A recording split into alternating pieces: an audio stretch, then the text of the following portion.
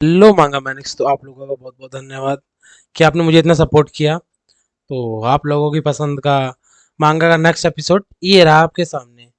तो एडमिट टैनी को एक जगह लेकर जाता है और एक बंदे के सामने उससे कहता है, इस बच्चे को सबक सिखाओ और ये अपनी औकात भूल गया है, नीच कहीं का। वो बंदा कहता है, माफ करना सर लेकिन ये बच्चा है।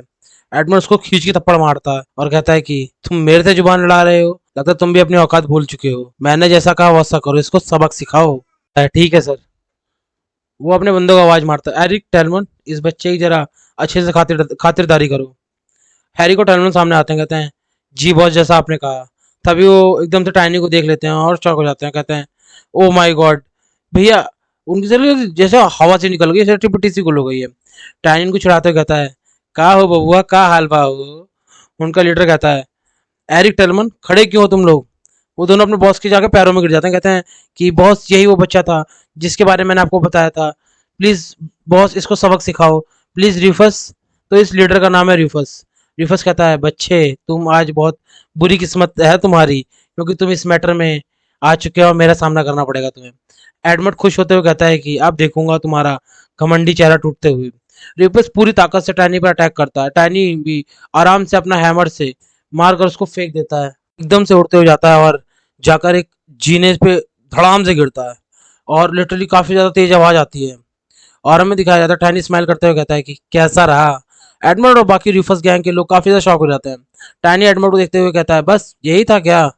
और उसकी तरफ काफी डेंजरस सा लुक लेके चलने लगता है। एडमंड रिफस को चिल्लाते हुए कहता है कि रिफस तुम कमीने कहीं के उठो और मुझे प्रोटेक्ट करो। टाइनी कहता है, प्रोटेक्ट करेगा ये, वो भी तुम्हें, कोशिश कर ले जिसमें हिम्मत है। एडमंड डर के मारे बेहोश हो जाता है और उसी के साथ साथ रिफस भी वहां पे, उसका भी काम तमाम हो जाता है। टाइनी कहता है, तो मुझे नहीं लगा था कि तुम्हारा लीडर इतना ज्यादा लूजर निकलेगा। और तुम लोगों को क्या कहना है। भाई उन दोनों की लिटरली गीली हो चुकी है। तभी विवान गेट तोड़ते हुए आती है और टाइनी को देखकर शॉक हो जाती है, कहती है कि ये सब तुमने किया। और ये एडमंड नीचे क्यों पड़ा हुआ है। टाइनी साइड में बैठ के बस किताब पढ़ रहा होता है। विवान कहती है कि तुम लिटरली कैसी जिंदगी जी के आए हो। टाइनी कहता है कि अरे वो सब छोड़ो, मुझे बताओ तुम मुझे क्यों ढूंढ रही थी। विवान कहती है कि कुछ नहीं, वो बस प्रिंसेस परेशान थी तुम्हें लेकर कि जी तुमने, तुम्हारी स्पीड एकदम से गायब हो चुकी थी। क्या सिनेरियो चल रहा था हम समझ में नहीं आया। तभी टाइनी विवान को एक बुक देते हुए कहता है कि ये ब्राइवरी की लेजर है, ये लोग इन्वॉल्व हैं काफी सारे गलत कामों में। इनको ये नहीं पता था कि इंपेरियल लॉ की पनिशमेंट के बारे में कि वो कितनी खतरनाक है। विवान सिर्फ शौक में खड़ी रहती है। टैनी एटीट्यूड में कहता है कि मुझे नहीं लगता कि एविडेंस के बाद, ऐसा एविडेंस के बाद इनके अंदर अब थोड़ा सा भी घमंड बचेगा और ये लोग किसी भी तरह से छूट पाएंगे। विवान कहती है कि टैनी लेकिन तुमने मेरी बात का जवाब नहीं दिया, तुमने कैसी लाइफ जी के आए हो। अगले दिन का सीन हमें दिखाया जाता है। प्रिंसेस कहती है, एडमिट अरेस्ट हो चुका है क्योंकि जो लास्ट नाइट का इंसिडेंट हुआ था उसके बाद उसको काउंट की फैमिली से भी निकाल दिया गया है। वो पक्का काफी टाइम से इस ऑर्गेनाइजेशन के साथ या इस ऑर्गेनाइजेशन के चलाते हुए काम कर रहा होगा। विवान कहती है कि अच्छा है, इस इंसिडेंट के बाद काउंट की थोड़ी तो रेपुटेशन डाउन होगी होगी। टैनी कहता है, मुझे लगता है तुम लोग चीजों को काफी गलत तरीके से ले रहे हो। अब काउंट की फैमिली जो चाहती थी कि प्रिंसेस से शादी करके वो अपने सारे सारे काले कारनामों को ठीक करना चाहती थी, वो अपने बेटे को इतनी आसानी से नहीं छोड़ेंगे।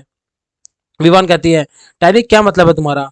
प्रिंसेस उसकी बात सुनकर हंस देती है और कहती है कि मुझे पता था इनाम और सजा बराबर मिलनी चाहिए, उसके लिए आपका स्टेटस कोई मायने नहीं रखता। क्यों, सही कहा ना, यही मेरे डैड भी कहते हैं। मगर तुम्हें कम से कम एक थोड़ी सी तो चीजों के बारे में सोचना चाहिए था। विवान कहते हैं कि हाँ सही बात, लेकिन मुझे क्यों घूर रही हो प्रिंसेस, आप बात नहीं काटना चाहती, लेकिन जो भी टैनी ने किया है वो कहीं ना कहीं तो लॉ के अगेंस्ट होता है। लेकिन नैतिकता से देखा जाए तो ये सही है। टैनी सोचने लगता है, ये दोनों कभी बहन बन जाती हैं, कभी माँ बेटी, कभी बेस्ट फ्रेंड्स।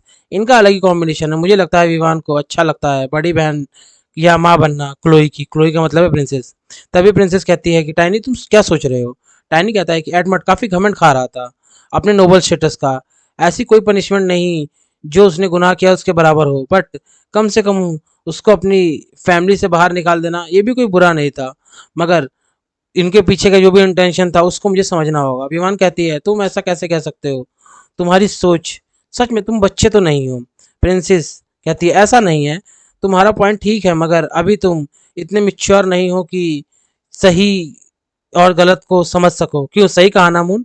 टाइनी कहता है मून। प्रिंसेस कहती है हाँ, मुझे इसका नाम लेने में काफ़ी दिक्कत हो रही थी, लूनर मून। मैंने डिसाइड किया इसका नाम मैं मून रखूंगी, काफ़ी अच्छा लगता है ना गाना टाइनी। टाइनी कहता है एकदम से उसको देखते हुए, तुम्हें मुझे कोई ब्लेम नहीं करना या मुझसे डर नहीं लग रहा है? प्रिंसेस कहती है तुम्हें क्या लग रहा है कि मैंने पता नहीं करवाया होगा कि वो डार्क हेयर वाले बच्चे के बारे में जो फिलिस शहर में रहता है, कैसे उसने अंडरवर्ल्ड की ऑर्गेनाइजेशन को ख़त्म कर दिया और लोगों की मदद की वहाँ से निकलने में, न्यू लाइफ स्टार्ट करने में। ये इंसिडेंट भी कुछ ऐसा ही है। टाइनी मन में कहता है शुक्र है तुम्हें मेरे ऊपर ट्रस्ट तो हुआ, तुमने मेरी बात तो मान ली। तभी प्रिंसेस उसको टोंट मारते हुए कहती है कि लेकिन अगर ऐसा कुछ फ्यूचर में हो तो कम से कम मुझे बता देना। टैनी कहता है उफ ठीक है माय लेडी। हमारा सीन 3 दिन बाद का शिफ्ट होता है और हमें दिखाया जाता है कि वो काफिला काफी तेजी से जा रहा होता है। हम प्रिंसेस का काफिला देखते हुए देख रहे होते हैं, जो लिटरली काफी तेजी से जा रहा होता है। वो एकदम से रुक गया होता है। प्रिंसेस कहती है क्या हुआ? एकदम से एक सैनिक आकर कहता है कि एक एल्फ है, वो राइट के लिए कह रही है। उस एल्फ का नाम होता है एरिना। एरिना कहती है आपसे मिलकर अच्छा लगा प्रिंसेस, क्या मैं आपके साथ चल सकती हूँ? प्रिंसेस और विवान एल्फ को देखकर काफी खुश दिखाई दे रही होती है। टाइनी टाइनी उस एल्फ को देखकर कहता है कि एक सेकंड, ये क्या है? ये फिफ्थ सर्कल की ब्लैक मैजिशियन है। हमें बताया जाता है एल्फ की रेस के बारे में जो बहुत ज्यादा रेयर होती हैं और वो अपने डिसेंसी फेरी वाले लुक के लिए और अपनी ब्यूटी के लिए काफ़ी ज़्यादा फेमस होती हैं।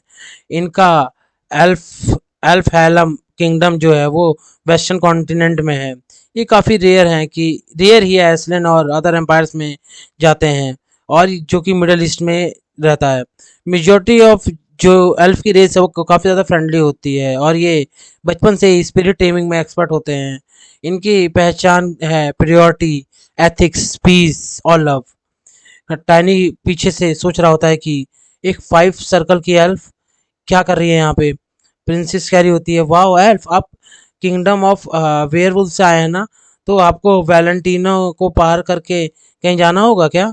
एल्फ कहती है कि मुझे काफ़ी अच्छा लगा कि में इतना जानते हैं, तो मुझे काफ़ी अच्छा लगेगा आपके साथ चलने में। मैं जानती हूँ कि आपका कुछ विवाद चल रहा है वेयर बीस्ट के लैंड के साथ में, तो क्या मैं आपके साथ चल सकती हूँ? प्रिंसेस कहती है अरे वो कोई खास बड़ी बात नहीं है, और हाँ तुम काफ़ी दूर से आई हो तो हमें ढेर सारी एडवेंचर की कहानी सुनानी पड़ेगी। एल्फ कहती है कि हाँ ज़रूर, मैंने क्या क्या एक्सप्लोर किया है मैं सब बताऊंगी। प्रिंसेस कहती है मैंने सुना है एल्फ जो हो हैं वो काफ़ी ट्रेन करते हैं राइट नाइट्स को अपनी एल्फ्स की आर्मी के लिए। एल्फ रिप्लाई देती है कि आपने एकदम सही सुना है, आपकी नॉलेज लगता है कि ये स्पिरिट आप ही की है आपकी नॉलेज को देखते हुए। प्रिंसेस कहती है नहीं नहीं नहीं, ये तो जो मेरे पीछे बच्चा खड़ा है उसकी है। एल्फ कहती है सिर्फ कुछ इंसान ही है जो स्पिरिट्स को टेम कर सकते हैं। टाइनी मन में सोच रहा होता है कि इसको सब पता है, ये सच में काफ़ी बुरा है। अगर ऐसा है तो चलो अब मैं अपना सबसे खतरनाक हथियार इस्तेमाल करता हूँ। और सच में काफ़ी ज़्यादा क्यूट सा फेस बनाकर कहता है ओ भाई लिटरली कितना क्यूट लग रहा है। तभी वो कहता है कि वाह एल्फ, मैं लाइफ में फर्स्ट टाइम मिला हूँ किसी एल्फ से। मन मैं कभी नहीं सोचा था, और मैं इस कंडीशन में तुम आप लोगों से मिल पाऊंगा। मन में सोच रहा होता है कि मैं लिटरली इस कंडीशन में इनसे लड़ नहीं सकता। और विवान के पीछे से अजीब सी हरकतें करते हुए विवान को इरिटेट करने लगता है, और मन में सोच रहा होता है कि लूनर वुल्फ की एबिलिटी के बारे में इसको थोड़ा सा भी भनक नहीं है। ये लिटरली कुछ नहीं जानती, क्योंकि सिर्फ जो कॉन्ट्रैक्टर होता है वही स्पिरिट की डिटेल्स जान सकता है। अच्छा है, मैं कैसे ये कहाँ से किस तरह का अटैक करूँ, मुझे सब कुछ प्लान करना होगा। लेकिन इतनी इंटेंस डिमोनिक एनर्जी को इसने कैसे हाइड कर रखा है? एल्फ कहती है कैसा हो कि मैं तुम्हें कुछ मैजिक दिखाऊं। और टाइनी मन में सोच रहा होता है कि काश पिछली लाइफ में मैंने अपनी एल्फ फ्रेंड की बात सुन ली होती। तो हमारे पास 12 थर्ड लेवल के माना नाइट्स हैं और फोर्थ लेवल की एक माना स्वॉर्ड यूज़र है। इस तरह तो ये मिशन इम्पॉसिबल है। एल्फ के ऊपर सरप्राइज अटैक करना, मुझे कुछ तो करना ही पड़ेगा और मुझे कुछ भी समझ में नहीं आ रहा। लेकिन मेरे पास अभी भी अपना एक ट्रम्प कार्ड बचा हुआ है। लूनर वुल्फ एकदम से प्रिंसेस के पास से विवान के पास जंप मार देता है। प्रिंसेस कहती है लगता है मैंने तुम्हें कुछ ज़्यादा ही सलाह दिया। एल्फ कहती है कि ये सच में काफ़ी क्यूट बच्चा है, क्या मैं इसको एक बार हक कर सकती हूँ? वो लूनर वुल्फ के बारे में बात कर रही है गाइस, तो कुछ गलत मत समझना। टैनी कहता है कि तुम इसको हक करना चाहती हो, लो फिर। और एकदम से उसके पास जाता है और वुल्फ और टाइनी एल्फ पर अटैक कर देते हैं और एल्फ खुद को डिफेंड करती है। तभी साइड में दिखता है कि उसके लिटरली पेट के अंदर एक स्वॉर्ड घुस चुकी है और वो स्वॉर्ड किसी और की नहीं, विवान की होती है। सारे नाइट्स कहते हैं ये तो डिमोनिक एनर्जी है, ये ब्लैक मैजिशियन है। एल्फ प्रिंसेस से कहती है तुम्हें कब पता चल गया था? प्रिंसेस कहती है मैंने टाइनी की सोच को देख लिया था जब मेरे हाथ में मून था, क्योंकि मून के थ्रू मैंने सारी चीज़ों को देख लिया था।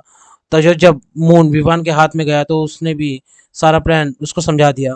एल्फ वहां से तेजी से निकलने लगती है। टाइनी कहता है धत तेरी की, हमने इसका हार्ट मिस कर दिया। विवान चिल्लाती है, कहती है अटैक करो सब। सारे नेट अटैक करने लगते हैं। तुरंत टाइनी भी अपने मेस से अटैक कर रहा होता है और उसका लिटरली मेस पूरी ताकत से अटैक करने के बाद बाउंस हो जाता है। दूसरी तरफ विवान भी अटैक कर देती है। एल्फ चिल्लाती है तुम कमीने इंसान मेरे ऊपर अटैक करोगे, और विवान को पीछे हटा देती है। टाइनी की टाइनी उसको घूर रहा होता है और कहता है कि कैसे पता चलेगा कि मैं इस पे कहाँ से अटैक करूं? तुम्हें नहीं पता कि तुम लोग कितनी गंदी स्मेल है कि मैं तुम्हें दूर से भी सूंघ सकता हूँ, black magicians. Elf elf literally वहां से भागने की कोशिश करने लगती है और वो जैसे तो वहां से भाग रही है टाइनी का अटैक करता है और एल्फ वहीं पे गुस्से से फट जाती है और कहती है कि तुम्हारी हिम्मत कैसे हुई मेरे साथ गेम खेलने की? टाइनी कहता है ये तभी हर तरफ से डिमोनिक एनर्जी एकदम से उसके ऊपर अटैक कर देती है। खुद को बचाते हुए कहता है आयरन बॉडी, और भाई उसके लिटरली आसपास में एक मस्त सी बॉडी बन जाती है और वो उससे उस डिमोनिक एनर्जी का अटैक से बच जाता है और कहता है इस लाइफ में पहली बार मैंने आयरन बॉडी का इस्तेमाल करा है, ये काफ़ी ज़्यादा क्लोज था। तभी वन चिल्लाती है कि अपनी शील्ड को वीक मत होने दो और ख़त्म करो इन राक्षसों की पूजा करने वालों को। सारे सारे नाइट उसके ऊपर अटैक कर देते हैं और हमें सारे सारे नाइट जैसे ही उस एल्फ के पास जाता है, एल्फ चिल्लाते कहती है कि तुम सारे सारे कचरे कहीं के, और उनके वो कहती है भागो यहाँ से, और एक अजीब सा अटैक करती है। सारे सारे दूर चले जाते हैं। टाइनी जो होता है लूनर वुल्फ के ऊपर कहता है कि अब लूनर वुल्फ तुम्हें मुझे मिलके इसके साथ में फाइट करनी होगी, और वो बहुत तेजी की तरफ से एल्फ की तरफ बढ़ रहा होता है और एल्फ की तरफ बढ़ते हुए वो एक खतरनाक सा अटैक करता है उसके डिफेंस के ऊपर, और डिफेंस का अटैक करते हुए उसके पार चला जाता है। एल्फ भी उसे घूर के देखती है और तभी पीछे से विवान और एक नाइट उसके ऊपर अटैक कर देते हैं। एल्फ किसी तरह से खुद को बचाती है और कहती है कि तुम सारे के सारे, अब मुझे लगा था एटलीस्ट एक तो मर गया होगा, लेकिन नहीं, तुम में से कोई भी नहीं मरा, लेकिन अब मैं तुम सबको मार डालूंगी। तभी विवान कहती है कि अच्छा तो मैं क्या करूं, तुम्हारी इस जोक पे हंसूं क्या? टाइनी कहता है ये सब बातें छोड़ो, इसे खत्म करो जल्दी से। और विवान एक सीधा सा स्ट्रेट स्लैश करती है उसके डिफेंस के ऊपर। हमारी एल्फ कहती है तुम हराम, गाली दे रही होती है उसका मतलब बेसिकली। तभी टाइनी पीछे से आता है और उसके ऑर्फ के ऊपर एक खतरनाक सा अटैक करता है और ऑर्फ सीधा जाके जमीन पर लड़ जाता है और हमें दिखाया जा रहा था। टाइनी कहता है कि तब तेरी की ये भी काम नहीं करा। तभी विवान चिल्लाती है सब के सब लोग खत्म करो इसको जल्दी से। हमारी एल्फ खड़े होते कह रही हो कि तुम लोगों की हिम्मत कैसे हुई? तो हमारे हमें दिखाया जा टाइनी और विवान ऊपर से नीचे की तरफ उतर रहे होते, कह रहे होते कि ओह शिट ये अभी तक फाइन एकदम ठीक है।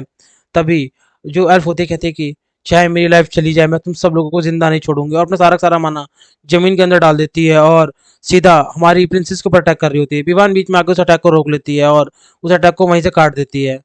तो और हमें दिखाया जा रहा था वो उस अटैक को काटते हुए कह रही होती है कि सब लोग प्रिंसेस को भी ध्यान रखो कि उसे बचाना है, और तभी एल्फ जो है कहीं दूर की तरफ भागने लगती है और हमारी विवान उसे देख के कह रही होती है ये तो, और हमें दिखाया था वो कोई और नहीं होता टाइनी होता है जो उसको पीछा कर रहा होता है काफी ज्यादा तेजी से, और कह रहा होता है कि ये फ्लेम मेरे को रोक नहीं सकती, और अच्छा हुआ कि मैंने कुछ इम्प्रूवमेंट कर ली अपने आयरन बॉडी की वजह से अपनी ताकत में, क्योंकि जब मैंने पिछली पिछली बार आयरन बॉडी सीखी थी तो तब मैं बहुत ज़्यादा ताकतवर हो चुका था, मुझे उसको याद करना होगा।